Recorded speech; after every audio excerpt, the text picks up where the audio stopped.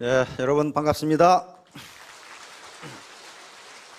오늘도 참 많은 분들이 오셨는데요. 뒤에서 저쪽으로 이렇게 한 바퀴 돌아보니까 자고 계시는 분들이 많더라고. 여기까지 오셔가지고 주무시면 차비 아깝잖아요. 애터미에서는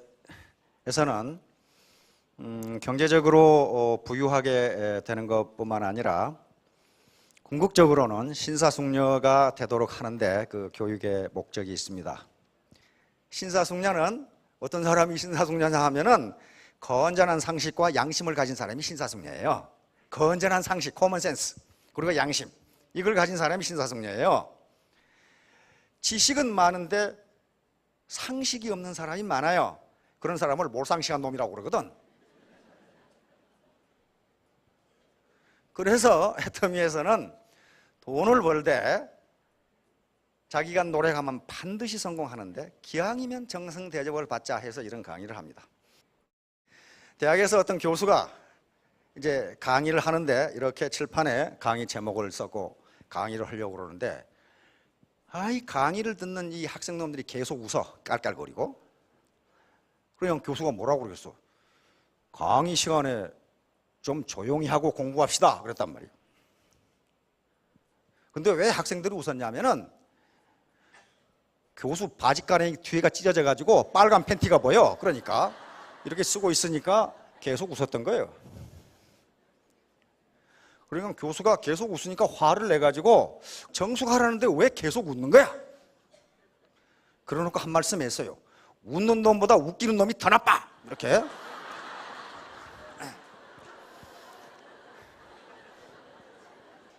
그러니까 사업을 하시다가 또 마누라하고 부부끼리 살다가 상대편이 내 말을 안 들으면 혹시 내가 원인 제공을 하지 않았는지 한번 검토해 보시라 그 말이에요. 자, 마음을 활짝 열고 대학 강의를 듣도록 하겠습니다. 오늘 제목은요, 귤화위지. 여러분 귤 좋아하시죠? 요걸 귤이라고 그럽니다. 귤은 우리말이 아니에요. 한자예요. 이건 될 화자고 될 위자, 이건 지는 탱자 지자입니다. 탱자. 그래서 한약방에서 또는 한의원에서 탱자 열매를 지실이라고도 한약재로 써요. 조그만 탱자 파란 거 있죠? 이걸 지실이라고 쓰는데, 그러니까 귤화위지라는 말은 귤이 탱자가 된다 그런 말이거든요. 여러분 귤로 살고 싶어요? 탱자로 살고 싶어요? 귤로 사셔야 되겠죠? 그러면 어떤 경우에 귤이 탱자가 되고 탱자가 귤이 되는지 한번 보도록 하겠습니다. 자, 이제 아까 우리 박한길 회장이 공부 못해도 된다고 그랬는데 공부 못해도 되는데 생각은 하고 살아야 돼요. 아무 생각 없이 살면은 공부 못한 것보다 더 나빠요. 그건 생각을 하고 살아야 돼. 생각을. 그게 사유, thinking이라고 합니다. 인간은 뭐라고 그랬어요? 생각하는 갈대다. 그러니까 인간이 생각하지 않으면 그것은 누구나 꺾어버릴 수 있는 갈대에 불과하다. 그렇게도 해석할 수가 있어요. 꺾이지 않으려면 어떻게 돼요? 생각을 하면서 살아야 됩니다. 생각을 하면서. 여기 굉장히 아름다운 분이 계시는데 한번 읽어주시겠어요? 인간은 자연에서 가장 연약한 한 줄기 갈대일 뿐이다. 그러나 그는 생각하는 갈대다. 그를 박살내기 위해 우주가 무장할 필요가 없다. 한 번 품은 증기, 한 방울의 물이면 그를 죽이기에 충분하다. 그러나 우주가 그를 박살낸다 해도 인간은 그를 죽이는 것보다 더 고귀할 것이다. 인간은 자기가 죽는다는 것을, 그리고 우주가 자기보다 우월하다는 것을 알고 있기 때문이다. 우주는 아무것도 모른다. 그러므로 우리의 모든 존엄성은 사유로 이루어져 있다. 우리가 스스로를 높여야 하는 것은 여기서부터이지 우리가 채울 수 없는 공간과 시간에서가 아니다. 그러니 올바르게 사유하도록 힘쓰자. 이것이 곧 도덕의 원리이다. 내가 나의 존엄성을 찾아야 하는 것은 공간에서가 아니라 나의 사유 규제에서이다. 많은 땅을 소유한다고 해서 내가 더 많이 갖게 되지는 않을 것이다. 공간으로서 우주는 한 점처럼 나를 감싸고 삼켜버린다. 사유로서 나는 우주를 감싼다. 분명히 인간은 생각하기 위해 만들어졌다. 이것이 그의 모든 존엄성이고 모든 가치이다. 그의 모든 의무는 올바르게 생각하는 데 있다. 인간의 존엄성은 사유에 있다. 사유는 인간의 위대를 이룬다. 네, 박수 부탁합니다.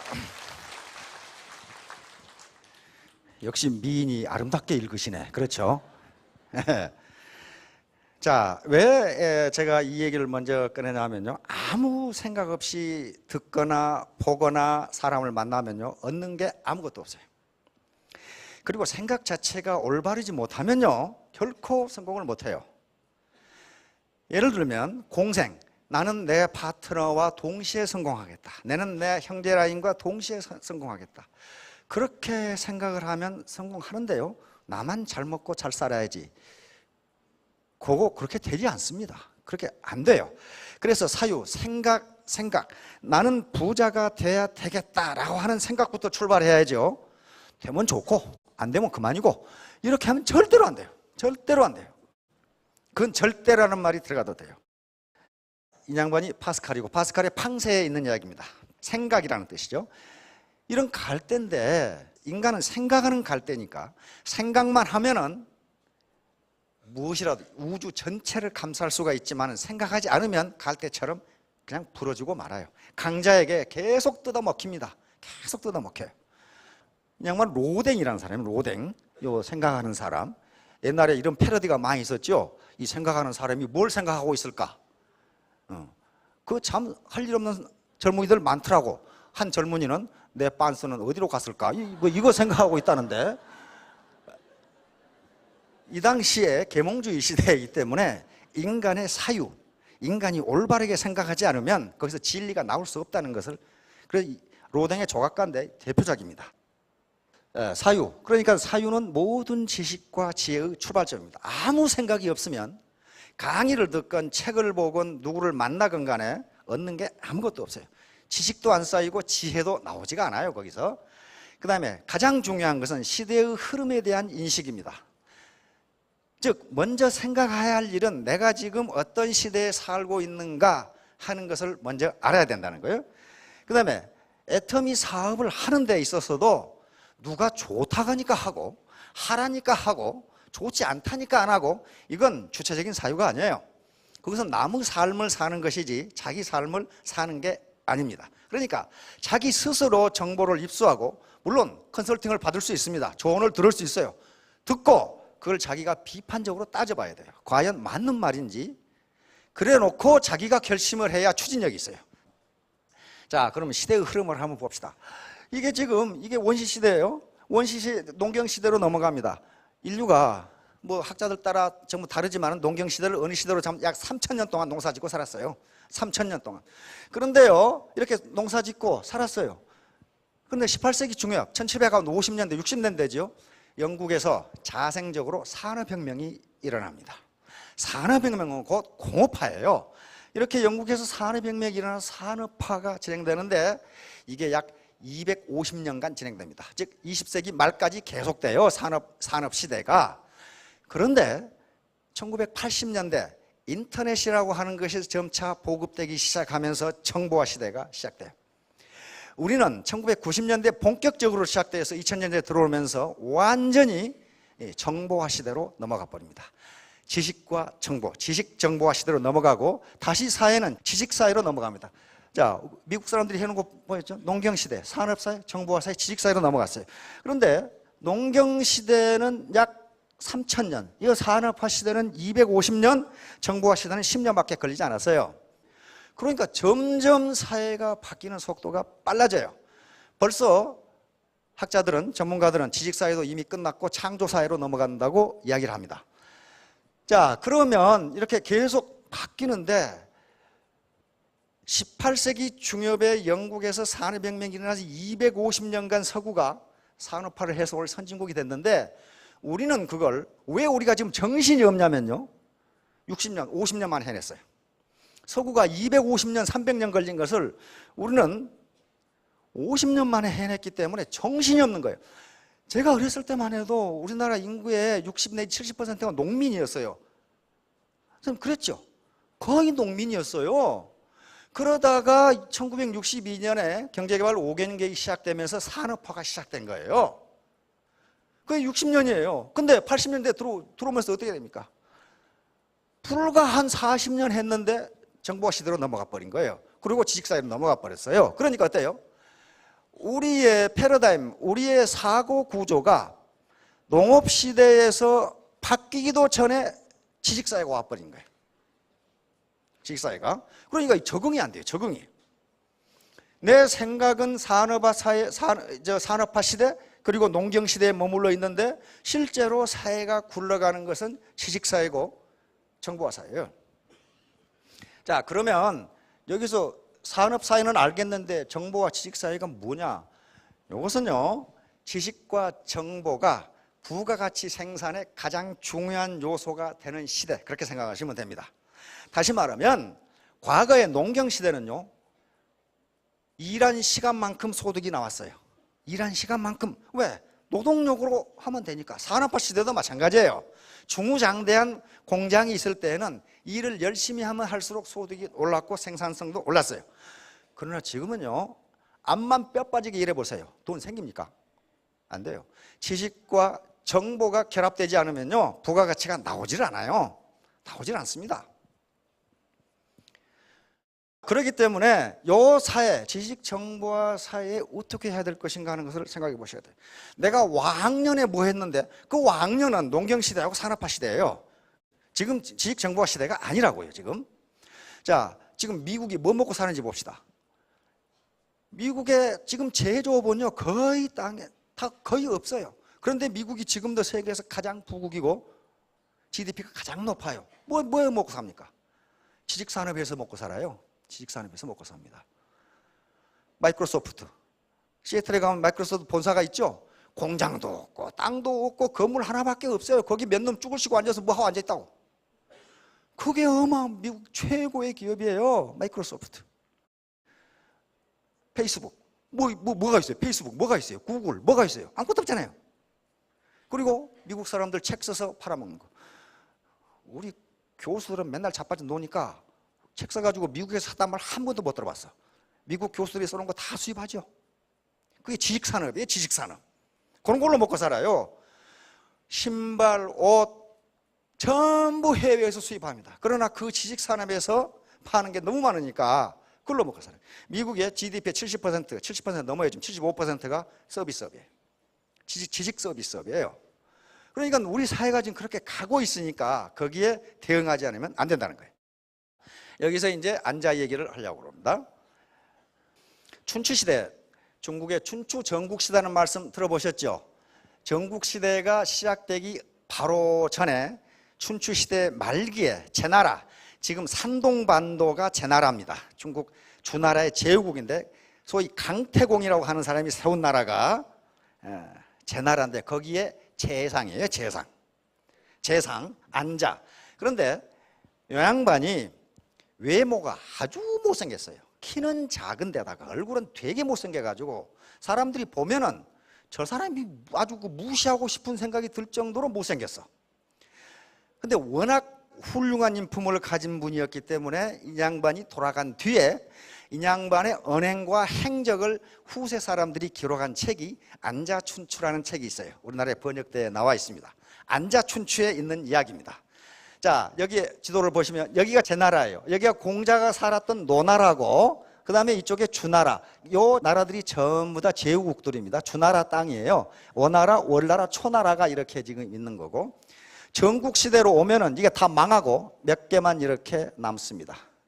춘추시대 말기의 상황인데, 요 관중과 더불어, 관중은 제나라 초기에 명재상입니다. 이 사람이 제나라를 강성하게 만들었는데, 마지막에 춘추시대 말기에 안영이, 안자 이름이 안영인데 안영이라는 사람이 다시 제나라를 부강하게 만듭니다. 그러니까 한 사람의 현자가 나라를 어떻게 만드는가를 보여주는 겁니다. 그러니까 이걸 저건 제나라 안영의 이야기구만 그렇게 생각하지 마시고 나라는 사람이 우리 가정을 어떻게 만들 것인가를 한번 생각해 보시라 그 말이에요. 지금 이 사람은 아주 키도 작고 볼품없이 생겼는데 위트가 아주 뛰어난 분이었어요. 안영이, 안자가 초나라가 강성해지니까 제나라에서 초나라의 사신, 오늘 같으면 대사로 이렇게 가서 이제 초나라하고 왕을 만나서 외교를 하려고 그러는데, 초나라 왕이 들어보니까 안영이라는 놈이 키가 매우 적고 못생겼다. 거기다가 그런데 또 말은 잘한다. 그러니까 이 자식을 어떻게 놀려줄꼬 하고 있다가 제나라 초나라 성에 들어오니까 문지기가 키가 작으니까 당신은 대문으로 들어가지 말고 저쪽에 조그만 쪽문으로 들어가세요 이랬단 말이에요. 그러니까 안자가 개나라에 가면 개구멍으로 들어간다는데 여기가 개나라인가 이렇게, 나는 초나라에 왔는데 그 말이에요. 초나라에 왔는데 어떻게 개구멍으로 들어가냐? 그 말이 되죠. 개나라에 가야 개구멍으로 들어갈 게 아니에요. 그래가지고 대문으로 들어갔어요. 그 사람 개구멍으로 들어가게 하면 초나라가 개나라가 되잖아요. 그래 대문으로 들어가니까 초나라 임금이 또 망신을 좀 줘야 되겠거든. 그러니까 제 나라에는 사람이 그렇게 없어 그랬단 말이에요. 왜 그러십니까? 어떻게 당신같이 그렇게 작고 못생긴 사람이 사신으로 온단 말이오? 그러니까 아닙니다. 제 나라에는, 제 나라 수도가 임치라는 곳인데 사람이 너무너무 많아서 그 수도에 백성들이 팔을 올리면 해가 가려지고 동시에 땀을 흘리면 홍수가 납니다. 그런데 어찌 사람이 없다고 하십니까? 그러니까 그렇다면 왜 당신 같은 사람이 사신으로 오시오? 그랬더니 우리나라는, 제 나라는 상대방 임금이 어떤 사람인가를 봐서 사신을 보내는데 상대방 임금이 현명하고 어진 사람 같으면 현명한 사신을 보내고 상대방 임금이 어리석고 못난 놈 같으면 못난 사람을 보내는데 제가 제 나라에서 가장 못난 사람입니다. 그래서 제가 왔습니다. 이렇게 되다. 그러니까 안영을 망신을 주다 초나라 왕이 완전히 망신을 당해가지고 화가 버럭버럭 났지만은 그렇다고 해서 일국의 국왕이 사신한테 뭐라 할 수도 없죠. 그래서 어떻게 하면 다시 골려줄까? 다시 골려줄 방도를 찾습니다. 자, 그런데 안자가 사신이 왔으니까 연애를 베푸는데 이 자식을 어떻게 해서 한번 골려줘야 되겠거든. 그래서 신하들하고 짰어요. 짜가지고 이렇게 하자. 한참 연애가 무르익는데 초나라 군사가 어떤 사나이를 하나 잡아왔어요. 임금한테. 그러니까 임금님이, 초나라 임금이 그 자는 뭐 하는 자인고? 그랬더니 제 나라 사람인데 도둑질하다 걸렸습니다. 이렇게 잡았어요. 그러니까 초나라 왕이 안양한테 망신을 주기 위해서 제 나라 사람은 도둑질을 잘합니까? 그렇게 물어봤단 말이에요. 그러니까 안영이 뭐라고 대답하냐 하면은 요 얘기를 합니다. 귤화위지. 남쪽에 강남의 귤나무를 추운 북쪽에 심으면 탱자가 됩니다. 그것은 남쪽과 북쪽이 토양과 기후가 다르기 때문입니다. 원래 제 나라 사람이 제 나라에 나와서 제 나라에서 크면은 도둑질을 안 하는데 초나라만 오면 도둑질을 합니다. 그것은 초나라의 기후가 풍토가 도둑놈이라는 뜻이 아니겠습니까? 이렇게 얘기한단 말이에요. 그러니까 망신을 주다가 또 망신을 당한 거예요. 응? 그래서 그래도 왕은 왕이잖아요. 껄껄 웃으면서 내가 현자를 욕보이려다가 내가 욕을 보는구려 그렇게 답변을 했어요. 귤화이지입니다. 자, 중국의 기후인데요. 여기가 황허강입니다. 황허강. 황허강이 이렇게 흘러서 서해로 이렇게 흐르고, 그래서 서해가 물이 막지 않습니다. 이게 양자강입니다. 이게 가장 큰 강이죠. 이 사이에 회하라는 강이 있어요. 이게 이제 남북을 가리는 경계선입니다. 그래서 여기에 요 친닝산맥, 진령산맥이라는 산맥이 있는데 이게 강하고 이렇게 연결되면서 이쪽 남쪽은 아열대기, 아주 따뜻하고 땅도 비옥하고 농사도 잘 되고 그러는데 요 산맥이 막혀가 여기는 춥고 농사도 안 되고 그래요. 그래서 이쪽에 귤나무를 이쪽에 심으면 탱자가 된답니다. 그러니까 같은 사람이라도 자기가 처한 환경에 따라서 결과가 달라진다. 지금 그런 얘기예요. 지금 달라진다. 자, 그러면 우리가 안자의 얘기에서 뭘 얻을 수 있느냐 하는 거예요. 첫째는 작용과 반작용입니다. 다시 말하면 상대방을 골탕 먹이려고 하면은 상대방도 나를 어떻게 한다? 골탕 먹인다. 상대방에게 나쁜 말을 하면은 상대방도 나에게 나쁜 말을 한다. 이게 작용 반작용입니다. 작용 반작용. 근데 작용 반작용의 법칙은 자연 법칙이에요. 이건 뉴턴의 운동 법칙이 3가지가 있는데 뉴턴은 고전역학의 완성자입니다. 그러니까 뉴턴 이전에 있는 고전 물리학을 전부 완성시킨 게 뉴턴 역학이에요. 뉴턴 물리학이에요. 뉴턴은 이 우주가 움직이는 원리를 단 3개의 방정식으로 나타냅니다. 그 첫 번째 법칙이 뉴턴의 관성의 법칙이에요. 즉 운동하는 물체는 외력이 작용하지 않는 한 그 운동을 계속하려 한다. 버스를 타고 가다가 버스가 갑자기 멈추면 어떻게 됩니까? 몸이 앞으로 나가죠. 그거 왜 그래요? 네, 관성 때문에 그렇습니다. 버스 속에서 우리 몸이 운동을 하고 있었거든요. 계속 앞으로 가는 운동을 하고 있었는데 버스가 멈추면 몸은 계속 앞으로 나가려고 그러니까 관성 때문에 그렇습니다. 이게 차가 부딪히면 찌그러지는 이유가 관성 때문에 그렇습니다. 앞으로 계속 가려고 그래. 안 가면 되는데. 그 다음에 정지된 바위는 가만히 있으려고 그러지 저 혼자 안 움직여요. 외부에서 힘이 가해지지 않는 가만히 있어요. 저 혼자 멈췄다가 굴러갔다 그렇지가 않아요. 이게 관성입니다. 두 번째는 가속도의 법칙입니다. F는 이퀄 ma인데 요건 비행기가 날아가는 거 이거 전부 다 가속도의 원리인데 요건 생략하도록 하겠습니다. 이제 요겁니다. 작용 반작용의 법칙이에요. 내가 상대방에게 A라는 작용을 하면 상대방은 그 똑같은 작용으로 나에게 B라는 작용을 해준다. 이게 작용 반작용. 이것은 자연 법칙이기 때문에 항상 성립합니다. 여기에 벽이 있어요. 벽을 이 사람이 이쪽으로 밀면은 이걸 타고 있으면 지가 이쪽으로 가요. 왜 그럴까요? 벽이 나를 밀기 때문에 그래요. 벽이 나를 밀어요. 똑같이 밉니다. 여기 망치로 못을 박아요. 박으면 이쪽으로 들어가면서 이쪽으로 다시 힘이 생겨요. 똑같은 힘이 생겨요.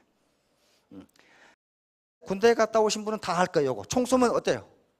뒤로 밀리죠? 네, 반작용입니다. 반작용. 앞으로 가는 힘이 있으니까 그 힘만큼 똑같이 뒤로 밀어줘요. 로켓이 날아가는 것도 마찬가지고 다 똑같아요. 뭘 밀면 똑같아요. 여기다가 묶어놓고 잡아당기나 코끼리 세워놓고 잡아당기나 똑같아요. 늘어나는. 왜? 반작용이 있으니까 그렇습니다. 자, 제가 여기서 이렇게 걸어가는 것도 작용 반작용 때문에 걸어갑니다. 걷는다는 것은 내가 발로 땅바닥을 미는 거거든요. 밀면 땅바닥이 나를 같은 힘으로 밀어줘요. 그러니까 앞으로 가는 거예요. 작용 반작용. 그러니까 이런 작용 반작용 원리는 자연 법칙이기 때문에 인간 사회에서도 그대로 적용됩니다. 여기 두 꼬마가 고무줄을 잡아다니는데 P라는 힘으로 이렇게 두 꼬마가 잡아다녀요. 여기서 지금 두 꼬마가 이렇게 잡아다니는데 이쪽에는 여기다 벽이고 벽에다가 고무줄을 묶어놓고 한 꼬마가 이와 같이 P라는 힘으로 잡아다니면 어느 쪽이 얼마나 더 늘어나겠느냐 하는 거예요. 어떻게 되겠어요?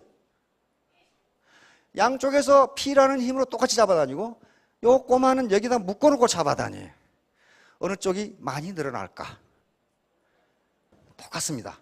똑같아요. 이쪽으로 P라는 힘으로 잡아다니고 이 꼬마도 P라는 힘으로 잡아다니지만 여기서 벽에 묶어놓고 이렇게 잡아다니면 벽이 이 꼬마를 P라는 힘으로 잡아다녀줍니다. 그래 똑같아요. 작용 반작용이에요. 요 작용 반작용은 인간 사회에도 그대로 나타납니다. 이놈이 야 이 바보 같은 놈아 그러니까 이 멍청아 요 녀석이 이 바보 같은 놈아 안 했으면 이놈도 이 멍청아 이런 소리 안 했을 거라고요. 주먹을 날리니까 그러면서 주먹을 날려요. 작용 반작용이. 요 작용 반작용. 이 꼬마들 봤죠? 따따따 하는 애들 있잖아요. 한쪽이 이렇게 하면 저놈도 이렇게 똑같이 해요.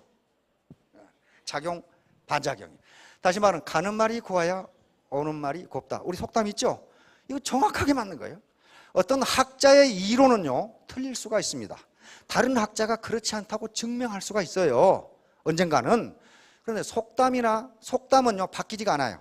왜냐하면 수천 년간 경험에 의해서 축적된 거거든. 안 바뀌어요. 자, 되로 주고 말로 받는다. 가는 방망이 오는 홍두깨.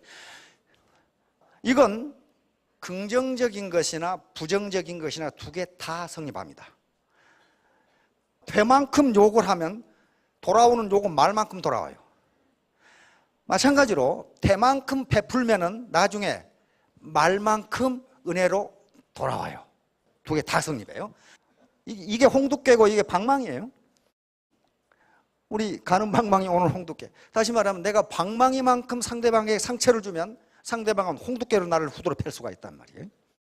뿌린 대로 거둔다. 콩 심은 데 콩 나고 팥 심은 데 팥 난다. 한자로는 종두득두라고 그러는데 이것도 마찬가지 작용 반작용입니다.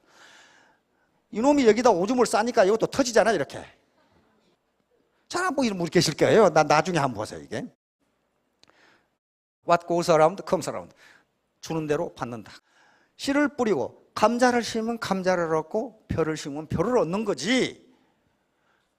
아무것도 안 했는데 저게 나온다. 그런 거 없어요. 작용을 했으니까 반작용이 나옵니다. 이건 무슨 일을 하든지 애터미 사업뿐만 아니고 무슨 일을 하든지 그렇습니다. 공부를 해도 그렇고 다 마찬가지예요. Give and take. Love is give and take. 사랑은 주고받는 것이다. 이게 밀당이죠. 밀고 당기고 하지만은 주고받는 관계. 이게 작용 반작용이에요. 일의 성과에 대해서도 작용 반작용이 나옵니다. 자기가 일을 열심히 하면 열심히 노력하면 성과도 그렇게 나와요.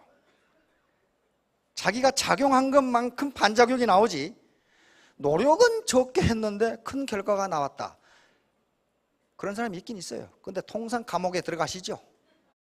감옥에 들어가서 국가에서 주는 밥도 축내고 앉아 계시지 지금. 그렇게 되지 않아요. 장 선수가 이거 올린 성과가 이렇게 얼마나 노력을 했겠어요. 그러니까 작용 반작용은 바로 자기가 일한 것만큼 성과가 나온다. 자, 세상에 공짜는 없다. 이게 일본 학자들은 이런 거 굉장히 잘해요.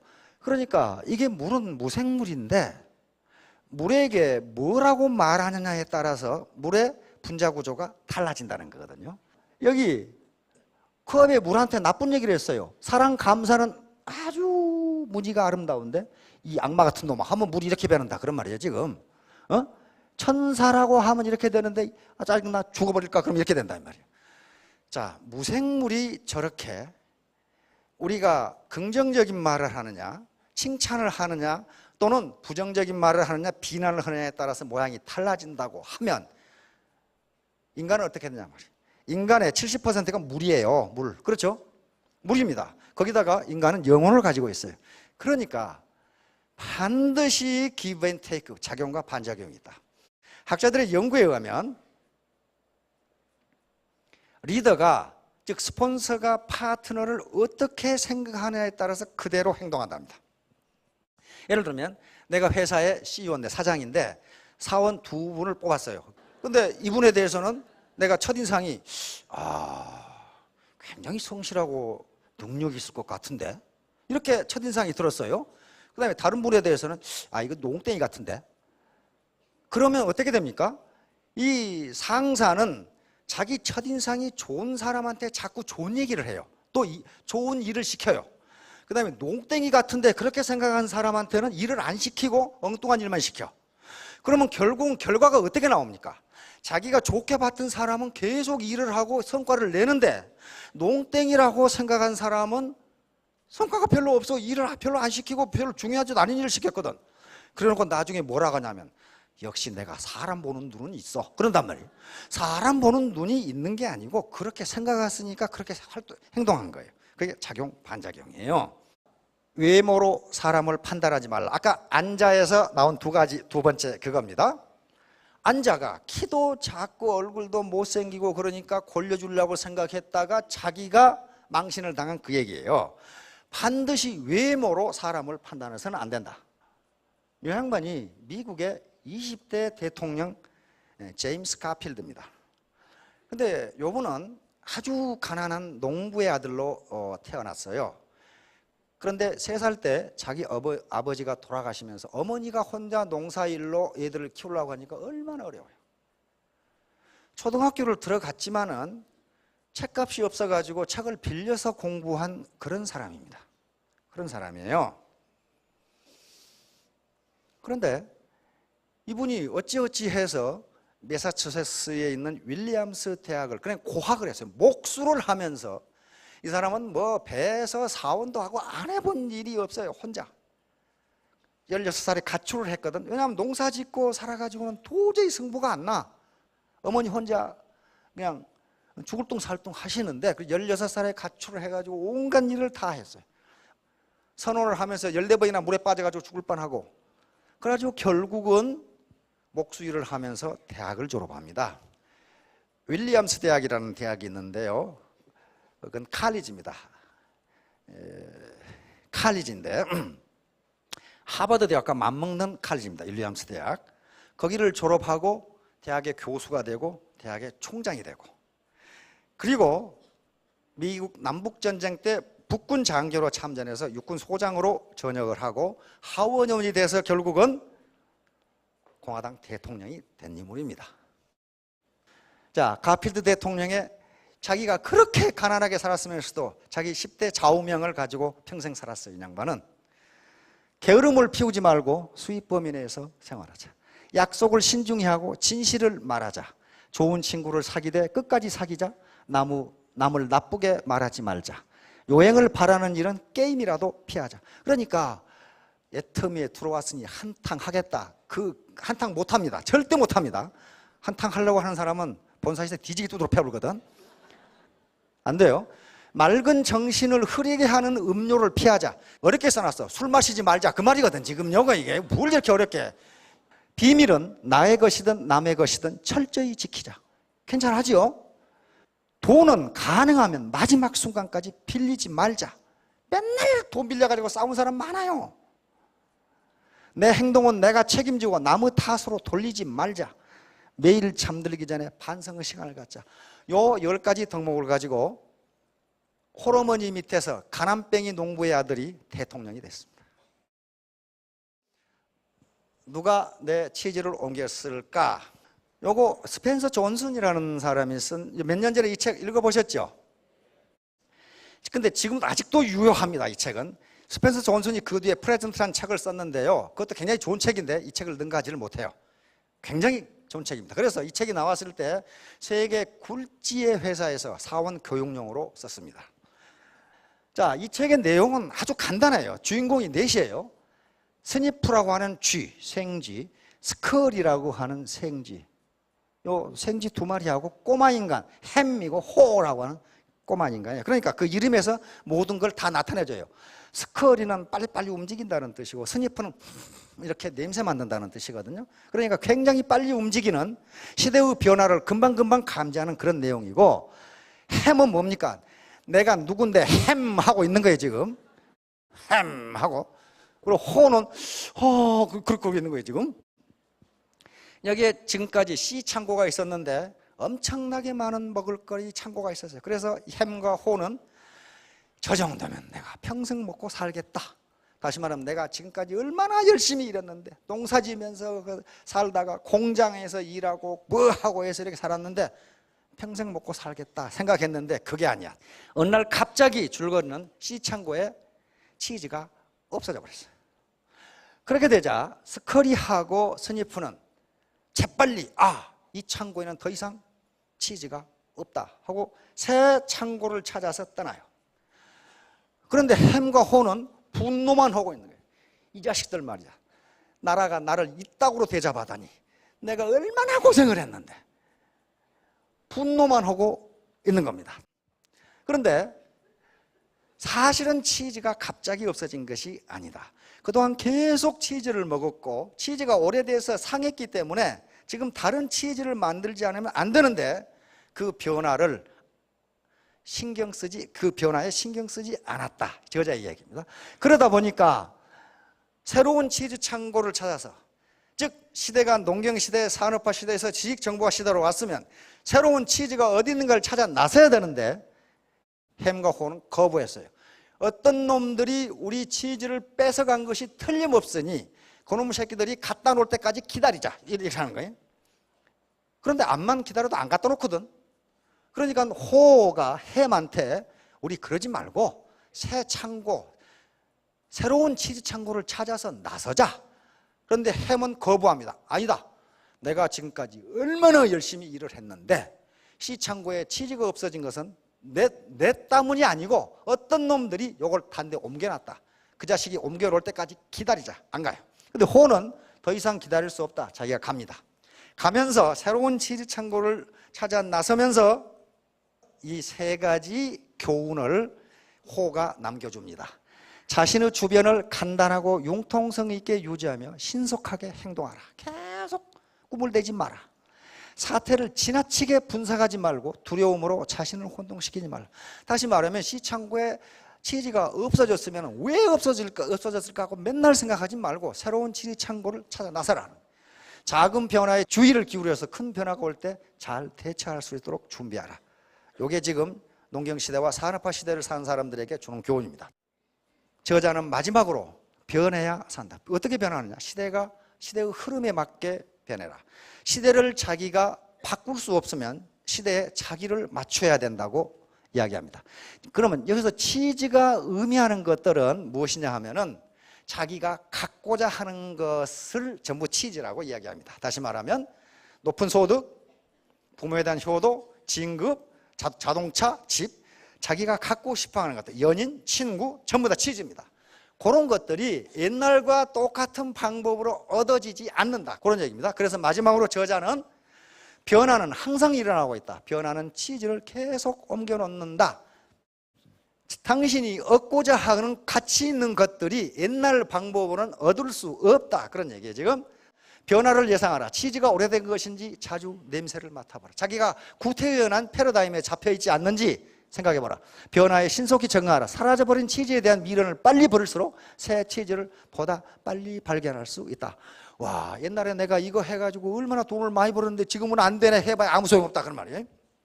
자신도 변해야 한다. 치즈와 함께 움직여라. 신속히 변화를 준비하고 그 변화를 즐겨라. 변화는 치즈를 계속 옮겨놓는다. 그러므로 시대가 바뀌면 자기의 패러다임도 바뀌어야 된다는 걸 계속 강조하고 있습니다. 이것이 간단한 우화 페이블인데요. 이게 세계 유수 기업에서 전부 사원 교육용으로 썼다는 것은 지금도 유효합니다. 자, 결론입니다.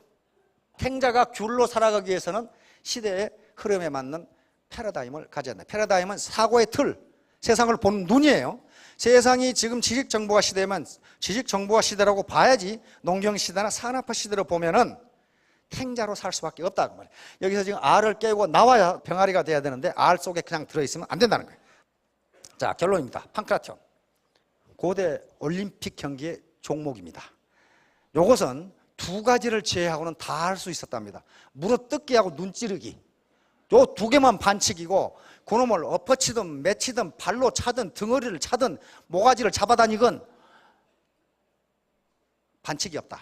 그런데 한쪽이 항복하지 않는 한 죽을 때까지 한다. 그리고 심판이 있다가 항복하더라도 계속하라고 그러면 한 놈이 죽어야 끝난다. 그 경기예요. 이게 판크라티온이에요. 좀 무시무시하죠? 근데 지금 빈곤하고 싸움이 판크라티온이에요. 빈곤을 내가 죽이든지 안 그러면 내가 빈곤한테 죽든지 둘 중에 하나예요. 내가 빈곤한테 항복한다고 내가 살아납니까? 죽어요. 죽는다고요. 그게 판크라티온이에요. 그 판크라티온 경기가 그리스의 도자기와 조각에 많이 남아있어요. 어떻게 되는 거 봅시다. 어떻습니까? 발로 걷어차죠. 등어리를 사정없이 치는 거 아니에요.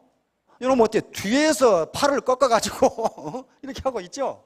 이런 것들 어떻습니까? 무자비하게 하는 거예요. 판크라티온. 바로 빈곤을 물리치기 위한 경기가 판크라티온이에요. 내가 빈곤을 때려 죽이든지 안 그러면 빈곤한테 내가 맞아 죽든지 둘 중에 하나예요. 안 끝나요. 내가 빈곤한테 항복했다? 그럼 살 것 같아요? 그 죽어요. 죽습니다.